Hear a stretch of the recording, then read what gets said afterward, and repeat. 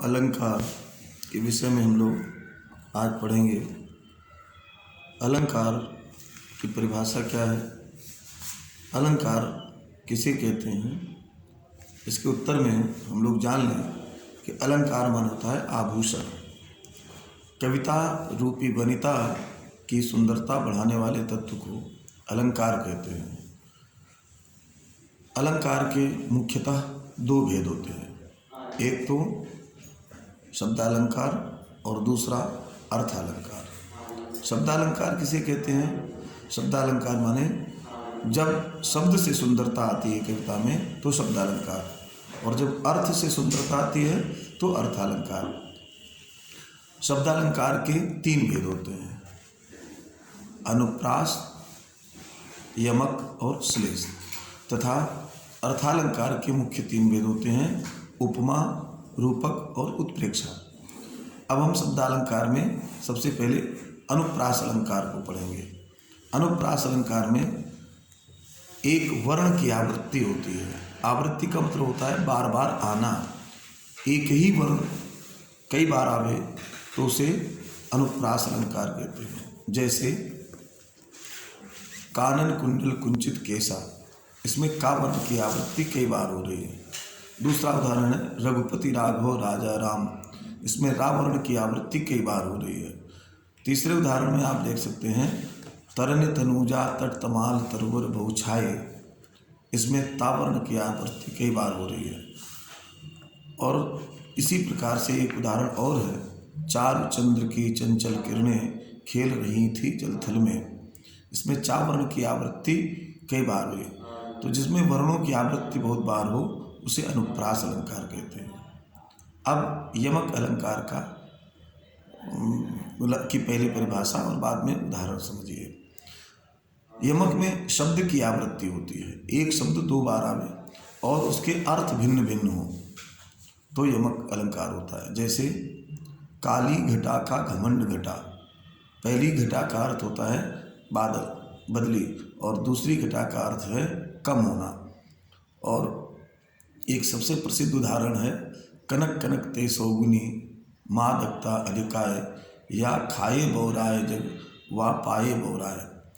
अर्थात कनक माने एक धतूरा, दूसरे कनक माने सोना। तो कनक कनक ते सौगुनी, धतूरे से सोने की मादकता 100 गुनी अधिक होती है। धतूरा तो खा करके पागल होता है, सोना पा करके ही पागल हो जाता है। अब श्लेष अलंकार की परिभाषा और उदाहरण देखें। श्लेष में शब्द एक बार आवे या एक से ज़्यादा बार भी आ जाए लेकिन अर्थ चिपके हों, अर्थ बहुत निकलते हों। जैसे रहीमन पानी राखिए बिन पानी सब सून, पानी गए न उबरे मोती मानुष चून। इस उदाहरण में पानी शब्द कई बार प्रयोग हुआ है लेकिन हर एक पानी का अर्थ अलग है। रहीमन पानी राखिए, पानी का मतलब यहाँ पर मर्यादा से है, इज्जत से है, क्योंकि बिना पानी के बिना मर्यादा के सब सोना है। और पानी गए न उबरे, पानी नष्ट हो जाने पर नहीं उबर सकते हैं। कौन कौन?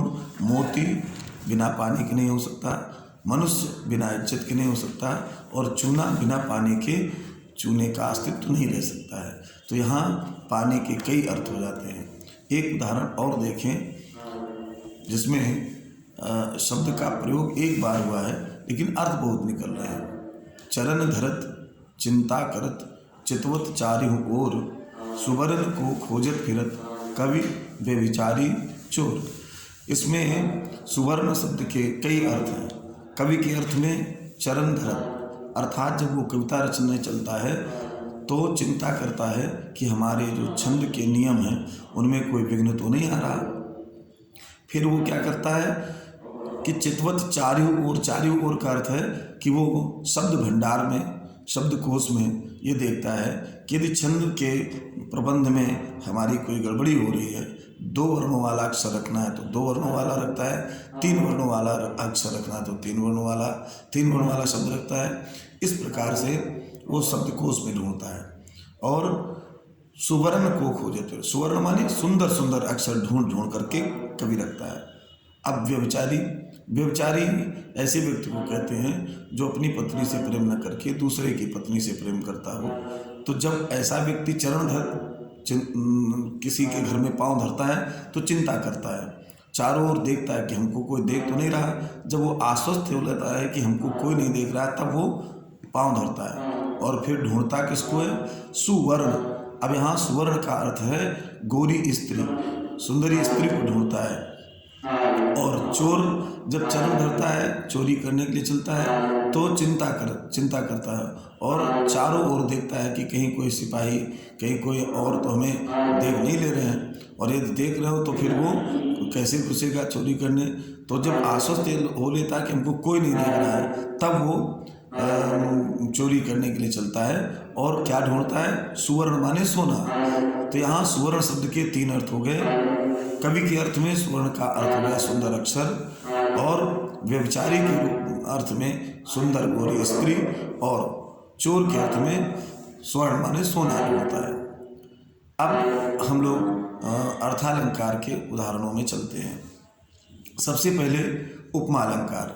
उपमा अलंकार की परिभाषा होती है कि साधर्म्यम उपमा भेदे, अर्थात जब किसी अप्रस्तुत की प्रस्तुत के साथ समानता दिखाते हैं तब उपमा अलंकार होता है। तो उपमा अलंकार में 4 प्रमुख अंग होते हैं।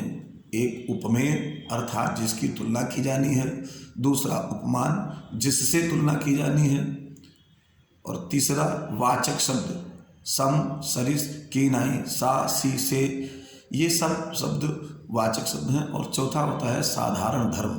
साधारण धर्म का अर्थ है कि जो गुणधर्म उपमेय के हैं वही उपमान के भी होने चाहिए। यदि उपमान के गुणधर्म अलग हैं और उपमेय के अलग हैं तो उपमा नहीं हो सकती, तुलना नहीं हो सकती है।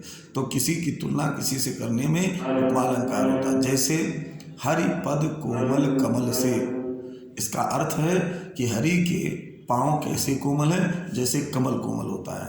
अथवा दूसरा उदाहरण है तुम मम प्रिय भरत ही सम भाई, हे भैया तुम मुझे ऐसे प्यारे हो जैसे भरत। और तीसरा उदाहरण है कि पीपर पात सरिस मन डोला, पीपर का पत्ता ऐसे डोलता है कि हर समय बिना हवा चले भी डोलता रहता है, ऐसे ही मन डोलने लगा। और एक उदाहरण और जान लें कि कृपा करो गुरुदेव की नाई, गुरुदेव की तरह कृपा कर दीजिए। तो ये सब उपमा अलंकार हो गए। उपमा अलंकार के भेद भी हैं, भेद तो लगभग सबके ही हैं, लेकिन उपमा में जब चारों अंग मिल जाते हैं तो पूर्णोपमा होती है। यदि इन चारों अंगों में एक अंग का भी अभाव हो जाता है तो उसको लुप्तोपमा कहते हैं। और यदि कई उपमान मिलते चले जाते हैं तो उसे मालोपमा कहते हैं। इसका विस्तार हम लोग बाद में पढ़ लेंगे, अभी बस इतना ही पढ़ लें कि उपमा के अंग हैं। और इसके बाद फिर आता है रूपक अलंकार का उदाहरण। रूपक अलंकार में आता है कि उपमान में उपमेय का अभेद आरोप कर देते हैं।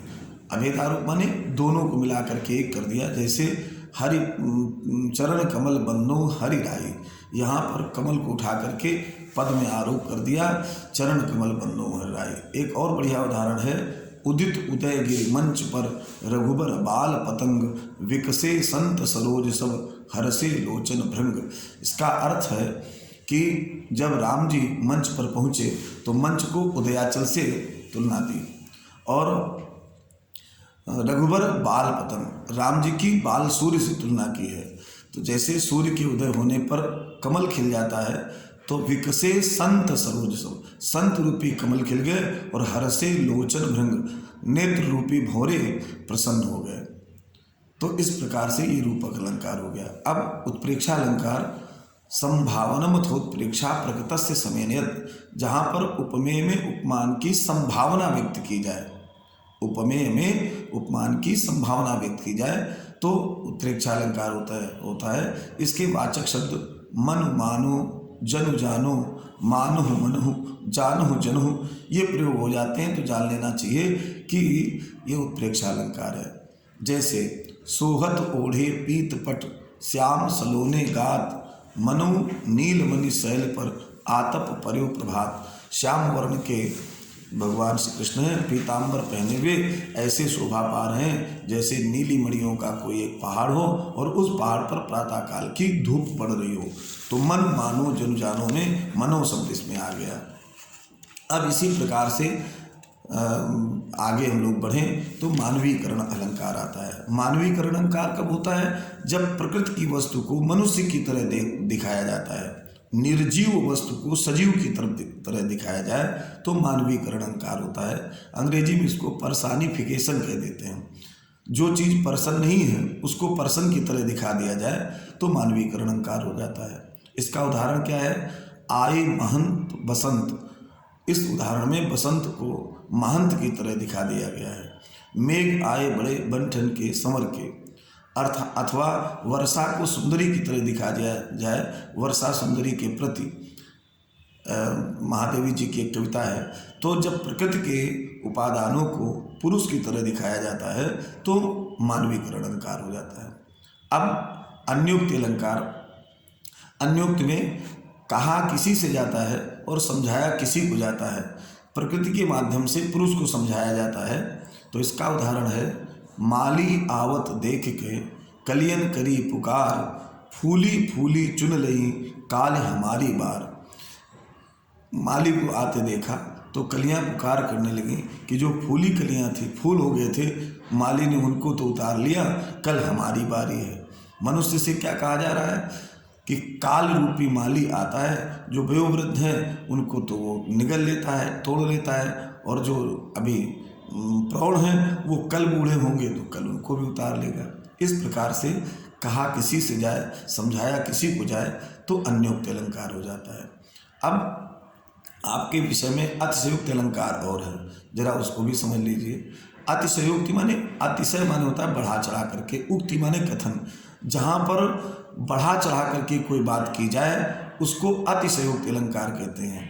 जैसे उदाहरण है, हनुमान की पूछ में लगन न पाई आग, लंका सगरी जल गए निशाचर भाग। हनुमान जी की पूछ में भी आग लगी नहीं और लंका सारी जल गई, तो कितना बढ़ा चढ़ा करके कह दिया गया। अथवा आपने एक कविता पढ़ी होगी, रणबीच चौकड़ी भर भर कर चेतक बन गया निराला था, राणा प्रताप के घोड़े से पड़ गया हवा का पाला था। तो हवा का पाला माने हवा से भी ज़्यादा तेज भागता था घोड़ा। तो यहाँ अतिशयोक्ति अलंकार का प्रयोग किया गया है। इस प्रकार से आपके अनुप्रास, यमक, श्लेष, उपमा, रूपक, उत्प्रेक्षा, मानवीकरण, अन्योक्ति और अतिशयोक्ति अलंकार आपके कोर्स में हैं, जो उदाहरण से हमने आपको बता दिए।